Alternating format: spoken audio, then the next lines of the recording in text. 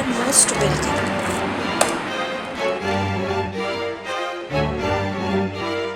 দিদি, দিদি, দিদি, ও দিদি।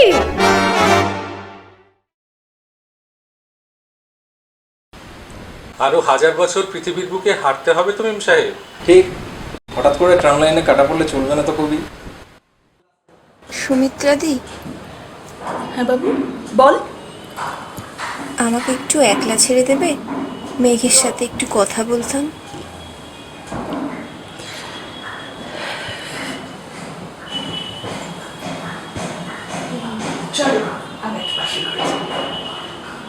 আজ ওই দিনটার কথা খুব মনে পড়ছে, যেদিন ফার্স্ট তোমার সাথে কথা হলো। অনেকদিন ধরেই ভাবছি আপনাকে একটা কথা বলবো, কিন্তু আপনার সাথে কথা বলার সাহস জোগাতে একটু সময় লেগে গেল।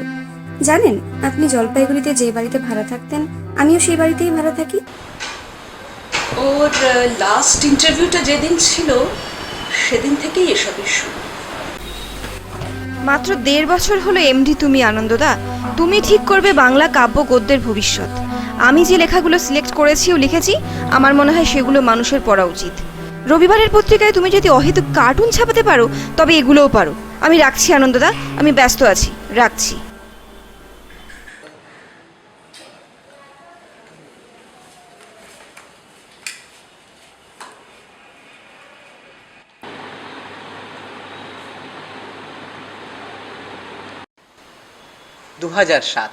কলকাতা বইমেলা। সাধারণ একটি লিটল ম্যাগাজিনে মাত্র 2খানি কবিতা এবং 2টি অসামান্য। এরপর নানান ম্যাগাজিনের পাতা পেরিয়ে 2008-এর কলকাতা বইমেলায় তার একটি নিজস্ব কাব্যগ্রন্থ, এবং আশ্চর্যের বিষয় মাত্র 7 দিনের মধ্যে সমস্ত কপি শেষ। সে বছরই শেষের দিকে শ্রীদীপ মুখার্জির একটি ছবিতে বেশ কটি হিট গানের লিরিক তার। এছাড়াও শুভজ্যোতি মিশ্রের সঙ্গীত পরিচালনায় বেশ কিছু গানের কথা তার লেখা। মাত্র কয়েক বছরের মধ্যে কলকাতা তথা বাংলার অন্যতম সফল, সুপ্রতিষ্ঠিত এবং জনপ্রিয় সংরাইটার ও কবি। নমস্কার, আমি সুজন দে। হ্যালো সেলিব্রিটিতে আমাদের আজকের গেস্ট অনন্যা চ্যাটার্জি। অনন্যাদি, আপনি তো মফস্বলের মেয়ে, সেখান থেকে কলকাতায় এসে মাত্র কয়েক বছরে এতটা সফল, ভাবতে নিশ্চয়ই খুব ভালো লাগে। ভেবে দেখিনি কোনোদিনও ভাবতে ভালো লাগে কিনা। ইদানিং কবিপাড়া থেকে শোনা যাচ্ছে যে আপনার সাথে সঙ্গীত পরিচালকদের বর্তমান সম্পর্ক খুব একটা ভালো নয়, এবং রবিবারের পত্রিকার মান পাল্টে গেছে, এ জাতীয় অভিযোগ আপনার বিরুদ্ধে। এ বিষয়ে কি বলবেন? দেখুন, কোনো সম্পর্কেই রোজ রসগোল্লা খাওয়া হয় না, আর সেটাই স্বাভাবিক। এসব বলে চ্যানেলের টিআরপি বাড়াতে চাইছেন? না না, একদমই তা নয়, কিন্তু এটা তো মানবেন যে আপনার শেষ বই দুটি পাবলিক খায়নি, অন্তত বিক্রির খাতা তাই বলছে। পাবলিকের খাওয়া দাওয়ার হিসেবে আপনি ভালো জানবেন, আপনারাই তো খাওয়ান। অনন্যা চ্যাটার্জি কি বুদ্ধিজীবী মহলের সাথে একমত? অর্থাৎ তিনি কি মনে করেন তার এই কোট আনকোট অতিবাস্তব এবং জোর করে সত্য সৃষ্টির চেষ্টায় মানুষ বোর হচ্ছে এবং মানতে পারছে না, এবং সেটাই তার পাঠক বা শ্রোতা কমে যাওয়ার কারণ? 1 মিনিট, আমি প্রথম থেকেই রিয়ালিস্টিক লিখছি শুভদা। না না, আমি এসব পারবো না। ওসব চাঁদ, সূর্য, ফুল, বেলপাতা মার্কা ন্যাকা ন্যাকা লেখা, এসব আমার দ্বারা হবে না। না, পাবলিক কোনটা খায় না খায়, এখন আমার গানে গুরুদেব নাচবে, এটা তো হয় না। হ্যাঁ হ্যাঁ, ইগো, ঠিক আছে, সমস্যাটা ইগো, বাট আমি পারলাম না, ব্যস্ত আছি, রাখছি। এই আপনারা আসুন তো আসুন, আর ভালো লাগছে না। কিন্তু ম্যাম, আমরা তো আপনার পারমিশন নিয়ে এসেছিলাম। এবার আমার পারমিশন নিয়ে বিদেয় হন, ধন্যবাদ। আমাদের মতো খুচরো সেলিব্রিটিদের বছরে 2-1টা কবিতার বই, আর হাতে গোনা কিছু চ্যানেলে 1-1টা ইন্টারভিউ। এখন এই চ্যানেলগুলোর সাথেও যদি তুই সম্পর্ক খারাপ রাখতে পারিস, তাহলে লোকের তোর ফেসটাই। দেখো সুমিত্রাদি, আমার তো মনে হয় লোকে আমার ফেসটার থেকে আমার কলমটাকে বেশি গুরুত্ব দেয়। আর এমনিতেই ডিরেক্টর অহেতুক আতলামো মারার জন্য আমার ফেস দেখাচ্ছে না। আসল কথা হলো গুনগুন গুনগুন করাতে হবে বানাইতে। তোমার গান শুনে বেডরুমে, বাসে ঝুলতে ঝুলতে, আর্টিস্ট গ্যালারিতে, ফ্যাব ইন্ডিয়ার পর্দা ছাড়তে ছাড়তে সর্বত্র গুনগুন করাতে হবে। তাহলে তুমি সাকসেসফুল, একজন সফল গীতিকার। চায়ের কাপে চুমুক দিয়ে একজন তোর কবিতার মাঝে 3টে লাইন বলবে, আর বাকিরা সাথে সাথে চিৎকার করে বলে দিল, হা কি অসাধারণ লেখা। তাহলেই তুমি একজন সফল কবি। এমন একখানা কবিতা লিখতে হবে যা মধ্যবিত্ত বাঙালি স্ট্যাটাসে দিয়ে সদের লাইক করানো যায়। আমি তোমাকে আগেও বলেছি, স্রেফ নিজের আখের গোছানোর জন্য বানিয়ে বানিয়ে ন্যাকা ন্যাকা প্রেমের কবিতা লিখতে পারবো না। আমার পক্ষে জামার বোতাম, ফুলের গন্ধ, পুজোর সকাল বা ছেলের অন্নপ্রাশন নিয়ে কবিতা লেখা সম্ভব নয়। ঠিক আছে, নতুন করে কিছু লিখতে বলছি না, অ্যাটলিস্ট পুরনো কিছু, ইনকমপ্লিট কিছু। একটা মিথ্যে অনুভূতির কবিতা আমাদের সবারই থাকে, আর থাকুক না থাকুক ইগোটা একটু ছেটে কম্প্রোমাইজ কর, কিন্তু এভাবে নিজের পাঠকদের হারাস না। কোন পাঠকদের কথা বলছো তুমি? এই কাল ফেসবুকে একটা কবিতা আপলোড করলাম, তুমি জাস্ট কমেন্টগুলো দেখো। দিদি পুরো ঝিঙ্কু দিয়েছে। আচ্ছা, আপনার প্রোফাইলে ওই কালো স্পটটা কি দিল্লি রেপের প্রতিবাদে নাকি বারাসাত? কবিতা তো সেন্সর বোর্ড বসানো উচিত। দিদি, আপনি সুনীল গাঙ্গুলির স্মরণ সভায় এলেন না কেন? আরে এটাকে মেঘবালিকা।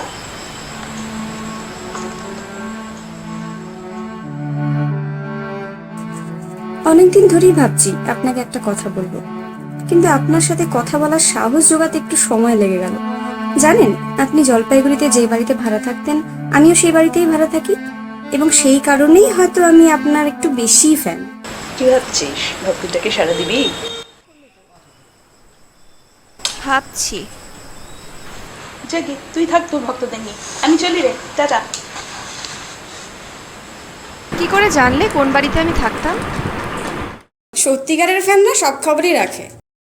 সেদিন থেকে ওদের খুব ভালো বন্ধুত্ব হয়ে গিয়েছিল, সে সময় খুব খুশিও ছিল, কিন্তু শেষ পর্যন্ত এই রিলেশনশিপটা যে এই জায়গায় গিয়ে দাঁড়াবে সেটা ভাবিনি।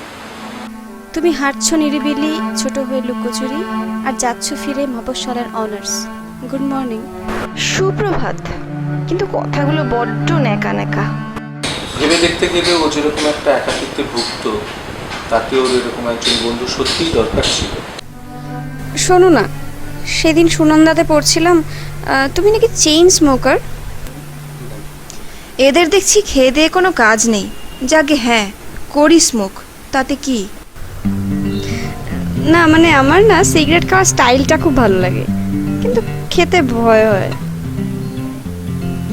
ওরে অ্যান্টি ক্যামেচার সিগারেটটা খায় না, টানে। ইদানিং যে নিজের জগতে ব্যস্ত ছিল বুঝতে পারছি না, ফোন করলেও পাওয়া যেত না। আরে তা না, আমি বললাম তুমি বিয়ে করছো না কেন? লাগতো একজনকে ভালো, তারপর আমি কলকাতা চলে আসি, আর এগোইনি ব্যাপারটা। যাকে তোর গল্প বল, এসি কলেজ তো, জুটিয়েছিস কোনো বয়ফ্রেন্ড? না মানে ভালো লাগে একজনকে, কিন্তু আমার থেকে ছোট। আমরা বন্ধু, কিন্তু বলতে ভয় হয় যদি বন্ধুত্বটা নষ্ট হয়ে যায়। এক কাজ কর, ওকে বাড়িতে ডাক, এক কাপ চা খাওয়া, আর যা বলার আছে বলে দে। একটা কথা বলার জন্য ডাকলাম তোকে।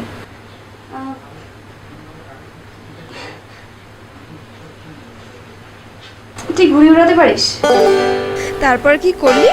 দুজনে মিলে ছাদে ঘুরে ওড়ালি? আমি জানতাম তোর মতো ধিঙ্গির পক্ষে প্রপোজ করাটা সম্ভব না, আর এমনিতেও তোদের এই ব্যাপারটা বেশি দিন টিকত না। কেন এরকম বললে কেন? এক্সপিরিয়েন্স বলেও তো একটা কথা হয় বাবু। না শোন অনন্যা, এরকম কোনো মানে নেই আধুনিক মানেই জটিল হতে হবে। এত সত্যবাদী গান আমার চাই না। একটা সিম্পল গান দিতে পারছিস না তুই? এটা হয়তো আমি বলতে পারি না, কিন্তু একথা তো সত্যি যে তোমার শেষ দুটি বইয়ের বিক্রি একেবারে হাতে গোনা। তোর এদিকে যে যায় না আসলো, আমার আসছে। রোববার সকালে ঘুম থেকে উঠে মধ্যবিত্ত বাঙালি যদি তোমার লেখা পড়ে কিছু বুঝতেই না পারে, তাহলে তো আমাকে এবার ভাবতেই হবে যে এরপর দায়িত্ব নিয়ে আমি তোমার বই ছাপাবো কিনা, আর এটাও ভাবতে হবে যে এরপর আমি তোর সাথে কাজ করবো কিনা। দেখো সুমিতাদি, ওর ভালো চাই বলেই তো ওকে এত কিছু বলা। কিন্তু ভালো হলো কি?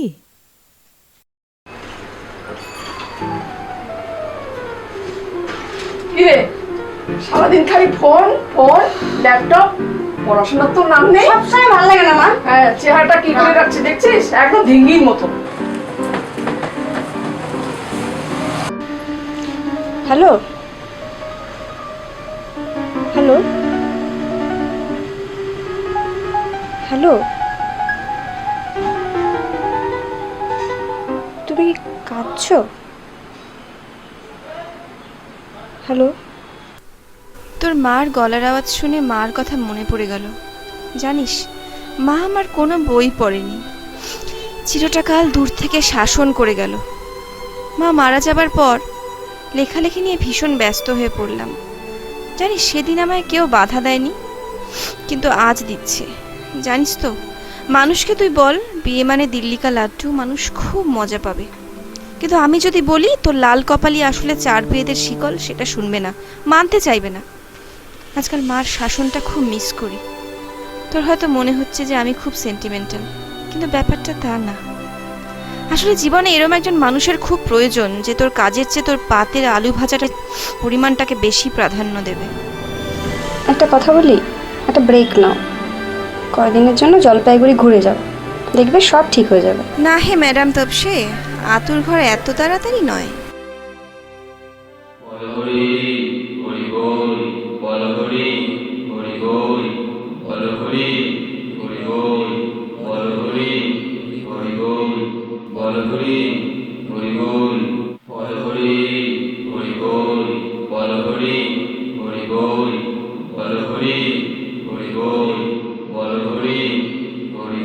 ওরা তোকে কবি হিসেবে মৃত ঘোষণা করেছে।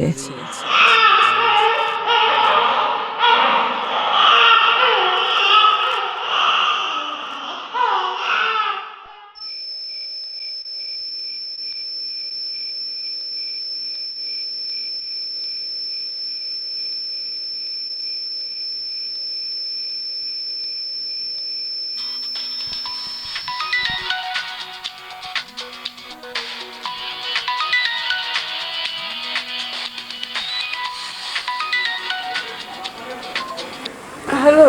আমি জলপাইগুড়ি আসছি।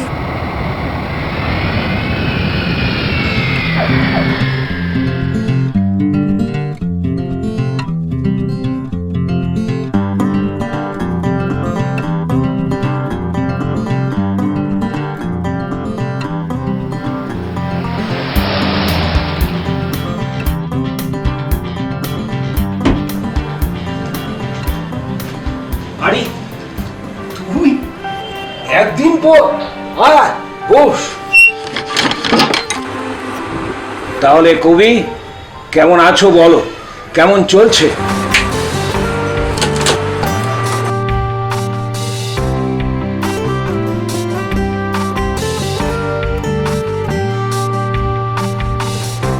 মেঘ? কোন মেঘ?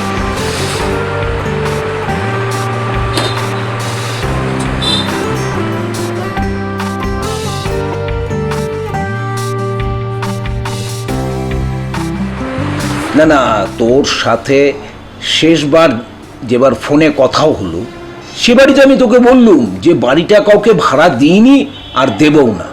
তোর কোথাও একটা ভুল হচ্ছে।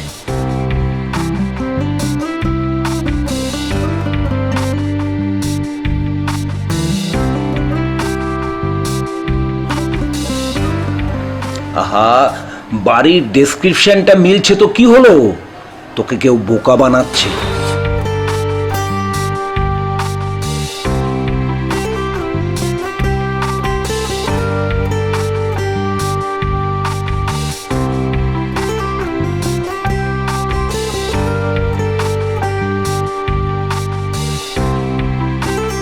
আরে না না, ঘরটা বন্ধই আছে, ওতে তোদের কিছু জিনিসপত্র রয়েছে আর আমার কিছু অকাজের জিনিসপত্র। ওই মাঝে মধ্যে ঘরটা খুলি, পরিষ্কার করে রেখে দিই।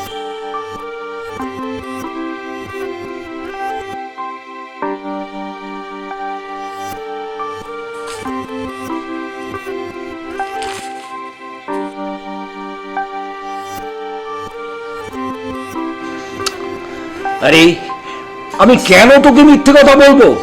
ঠিক আছে ঠিক আছে, তুই ঘরটা দেখতে চাস তো? ঠিক আছে, দেখে নে, চল। তুমি হাঁটছো নিরিবিলি ছোট হয়ে লুকোচুরি, আর যাচ্ছ ফিরে মফস্বলের অনার্স। Good morning.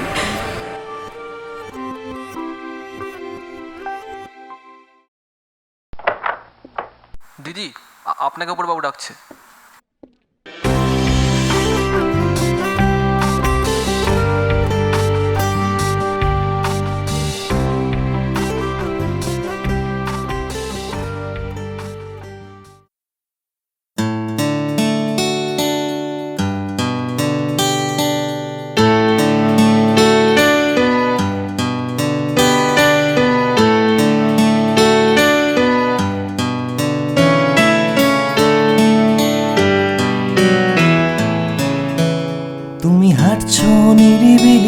ছোট হয়ে লুকোচুরি আর যাচ্ছ ফিরে মফস্বলের অনার্স।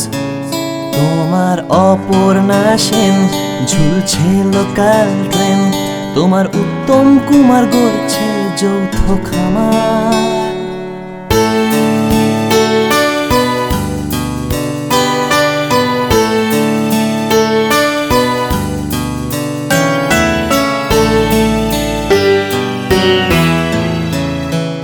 তুমি হাঁটছ নিরিবিলি ছোট হয়ে লুকোচুরি আর যাচ্ছ ফিরে মফস্বলের অনার্স। তোমার অপর্ণা সেন ঝুলছে লোকাল ট্রেন, তোমার উত্তম কুমার গড়ছে যৌথ খামার। হয়তো তোমারই জন্য আনকোড়া কাব্য পুণ্য, জানি তুমি অনন্য আশায় হাতে বেড়ায়। বললাম যে আজকে 2টোর সময় মিউজিক রিলিজ, মনে আছে তো? চলে আসিস, রাখছি। আর হয়তো তোমারই জন্য গানটা দারুণ রেসপন্স পাচ্ছে, লেখাটা জাস্ট ফাটাফাটি। এরকমই একটা গান চাইছিলাম এতদিন। যাকে রাখছি এখন, হ্যাঁ চলে আসিস।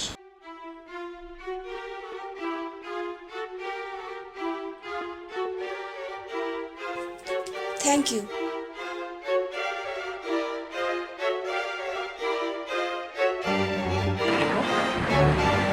You are most welcome.